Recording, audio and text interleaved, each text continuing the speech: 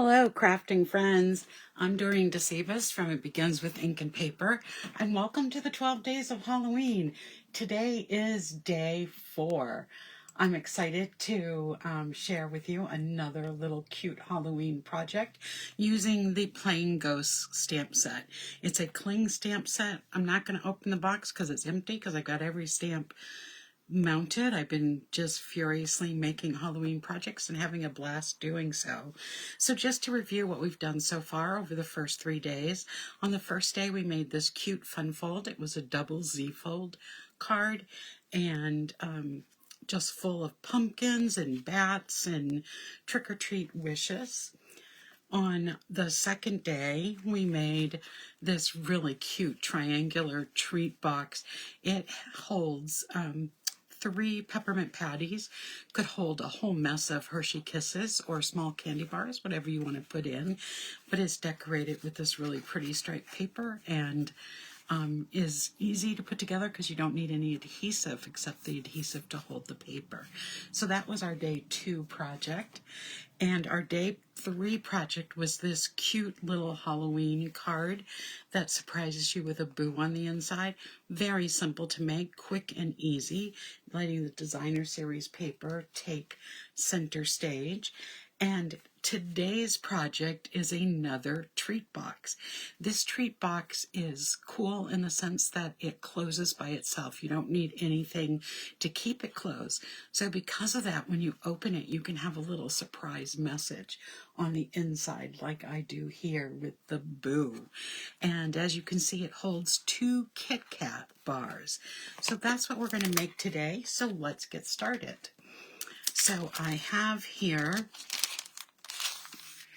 everything that we're going to need to put it together.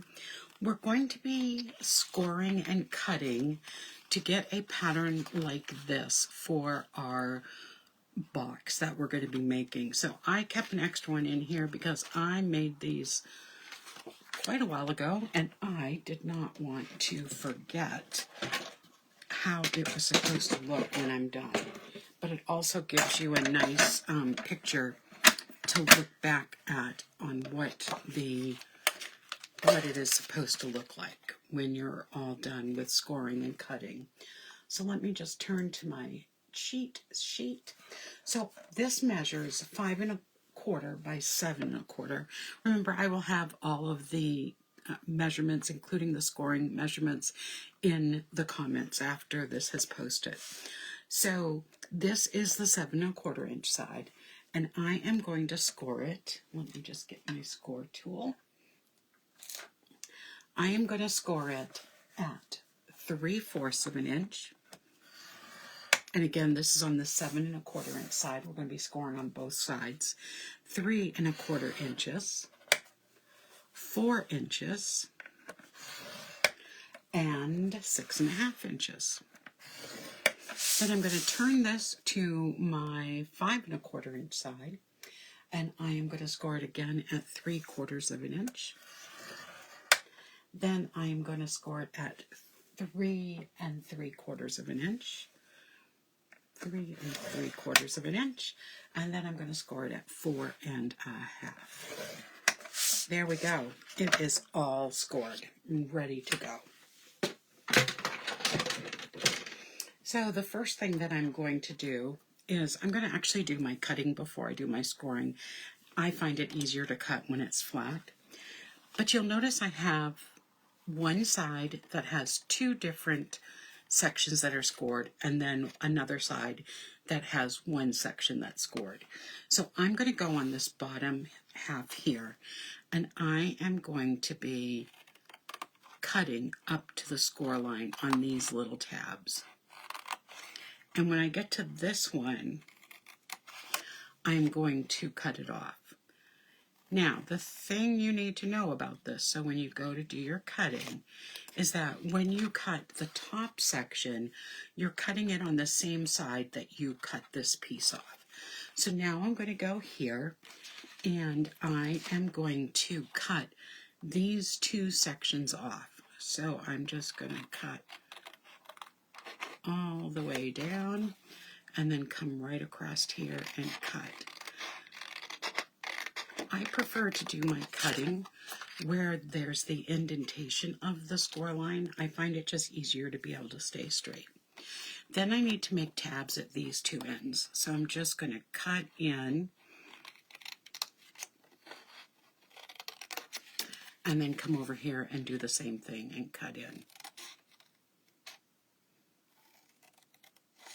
And there we have it. My box template is done. So that doesn't look straight, so I'm just going to cut that off. Everything else looks good. So now I'm just going to do my scoring to get all of these. Oops, where's my, here it is. It's funny how fast I can lose my scoring tool.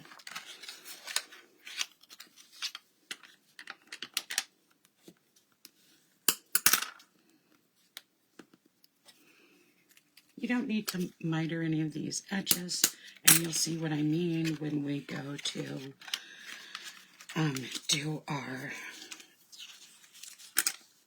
when we go to put this together.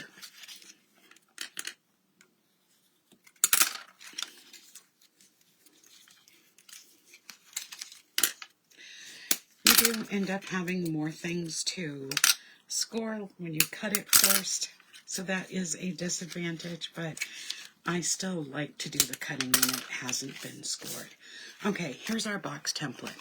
So this here is going to be our lid, and this here, and I'll just kind of put it together quickly, is going to be our box. So it comes together like that. Okay. So, I think that I'm going to do some, let's see, when I bring this over, yes, that is going to be, all right, let's put this together. I think that would be the easiest. So, I want my adhesive to go right on this piece here. Let me find my, and when I make a box, I try, excuse me, I try to use my tear and tape because it's just going to hold it together a little bit stronger. Glue would do the same thing. Excuse me, I've got a little frog in my throat. Let me take just a sip. Hopefully that will help a little bit. So I'm going to take these off.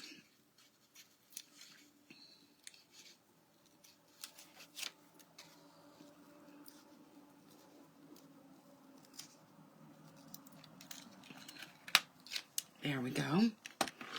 And I am going to fold this over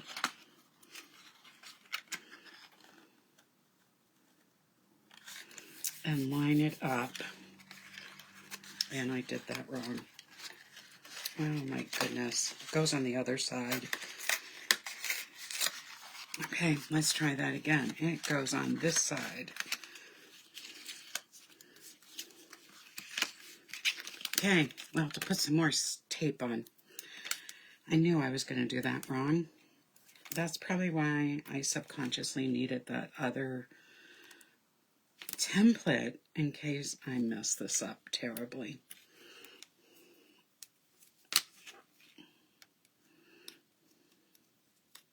So yes, I pre-recorded today's episode because this week, of course, I have a series of webinars I am attending at 7 o'clock each night, and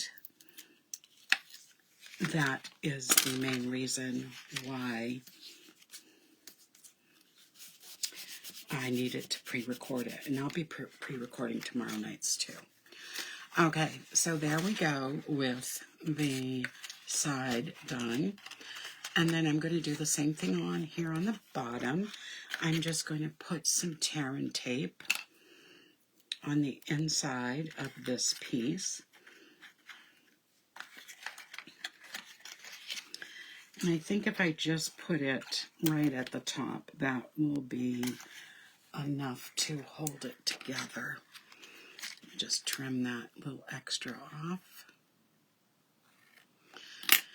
Treat boxes are probably one of my favorite things to make for any holiday. I just love being able to put something simple inside of a little box and, you know, sort of wrap it up and then give to someone. It even makes 2 little Kit Kat bars look fun and you know, well put together. So we are going to put these 2 corners together to form our flap so it will close on the box. I think on these I'm just going to add a little bit of just deciding which way I want them to go. Okay, the top piece is going to have the adhesive. So I think I'm just going to add some Stampin' Seal to that. So we'll get that piece of cardstock out of there. And then I'm going to do the same thing here. Add some Stampin' Seal to the top. Just put a little extra on so it will hold it in place. And that's all it takes to make this box. And I love how it stays closed. So then the other thing I'm going to do is just add a little bit of an edge to the cover. Just make it a little bit decorative.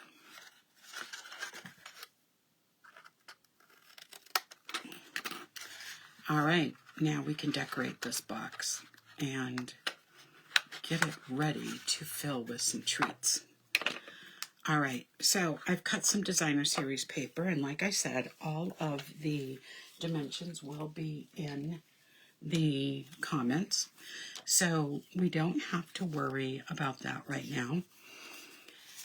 So what I've done, now you don't have to decorate all sides of this.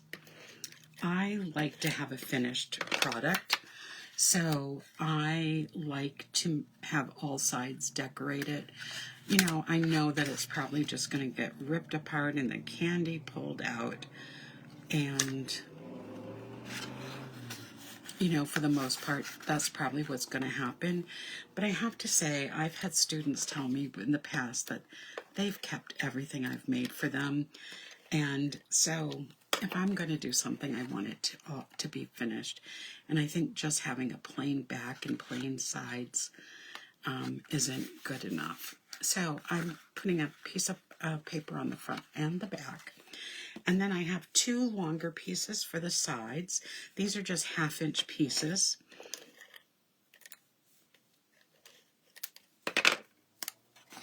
I'm not going to put a little piece where the triangle on this little triangle is, because that, you know, I think we can let that be an accent piece.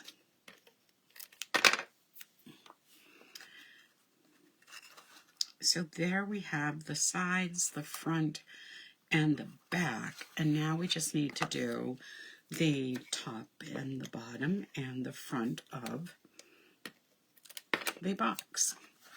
So again, more 1/2-inch pieces, just so they have a nice layered look.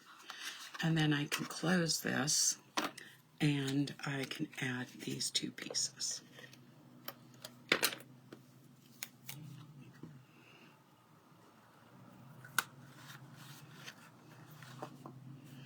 And then we have the box all colored in the designer series paper. And then we can get ready to do the next part, which is the fun part, the stamping. So I'm going to put my Kit Kats in here. So any little Halloween treat the size of Kit Kats will fit in here. You can fit 2 in. You could probably fit in like 2 M&Ms going, you know, in front of each other. But I really just love how it closes and stays put. All right, so the next thing is I am going to, on this piece of paper, stamp my Happy Halloween. We'll get that part done first.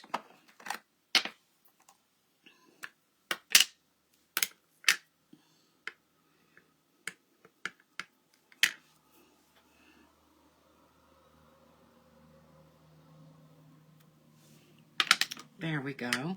Because I'm just going to trim this, and I am going to put a little flag at the end of it. So let me just get my paper trimmer.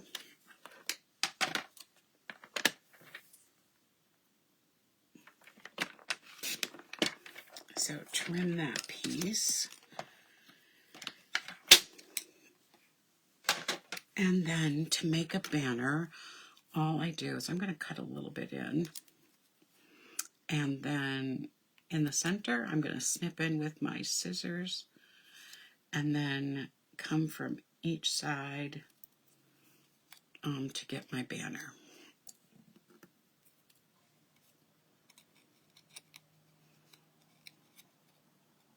There we go. All right, on these, I actually have a third one in case I make a mistake. You need 2 of these nestle-shaped labels. And we need these because I don't want the messy back where you don't have the nice dotted die cut here. I don't want that back to show. Remember what I said, I like to have finished pieces. But then I was also thinking, when I was making this project, wouldn't it be fun to have a little surprise behind the label? So that's what I'm going to do. So this pumpkin with the ghost sneaking out of it pretty much fits on this tag.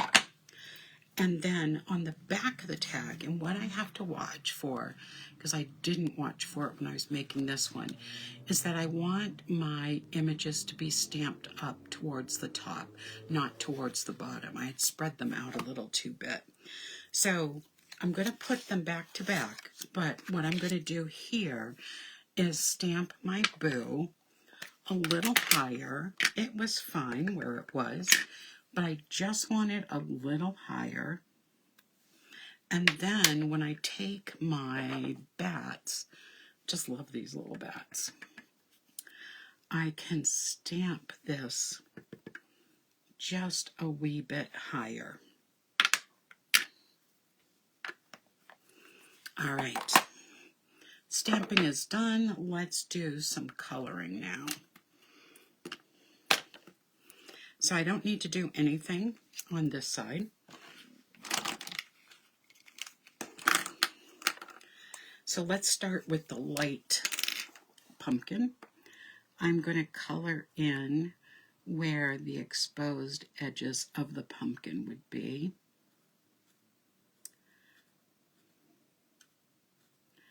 And I could use pink for his tongue, but you know, it's Halloween, it's got to be pumpkin color. Then I am going to use, I believe, the light Granny Apple Green and just color in the stem.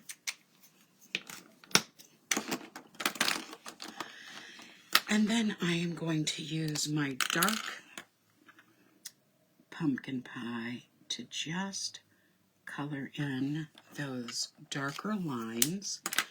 And then I'm going to use my light pumpkin pie. I want to call it paper pumpkin. And I am going to just color in and shade the pumpkin a little bit. So I'm going to do the same thing on my big guy here. I've tried to decide which of these little ghosts is my favorite. I like all of them, but I've kind of narrowed it down to the pumpkin and the little witch. And the little witch might be my favorite, but we'll see. So I'm just going over these lines with the dark paper there I go again. The dark pumpkin pie, and then I'll color it all in with the light pumpkin pie to try to blend as much as I can. It's okay if it doesn't all blend, but it does add a little dimension when you blend it in. I could have just colored it as is, and it still would have looked great. But when I do any kind of blending, I really feel like an artist.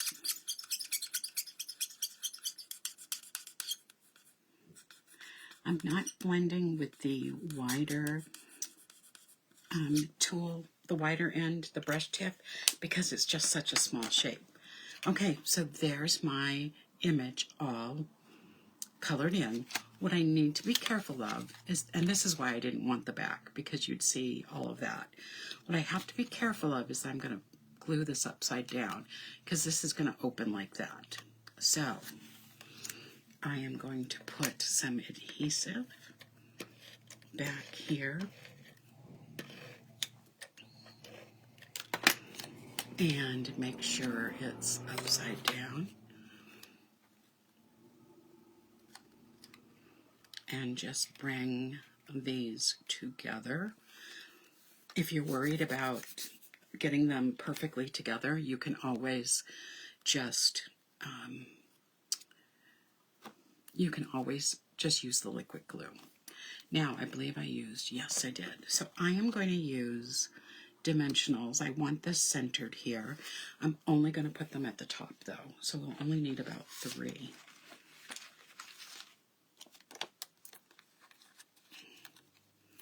The other nice thing about layering this onto 2 tags is that it gives it a little extra stability for when it's being opened. So let me take the backings off of this and we'll add it to the front, and we are almost done. So I can center this on. Again, you'll see when it opens, see that I can see the boo much better, the last set of bats. But it's still cute. And now we just need some bling, because we gotta have some bling. And so I'm going to use the glittering adhesive dots, and let's get a nice dark one. So we'll put a dark one right here by the pumpkin. We'll add 2 of the smaller ones up top.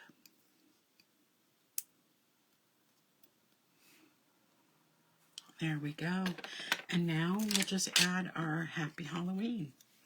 So I'm just going to put this on 1/2. It's okay if this sticks out over the box like that. And there we have our Halloween treats. So cute. Love them. I just love it. So thank you so much for joining me today for this edition of the 12 Days of Halloween. I will be back tomorrow night, pre-recorded, for a really cute card. Thanks for joining me. Have a great week. Bye-bye, everybody.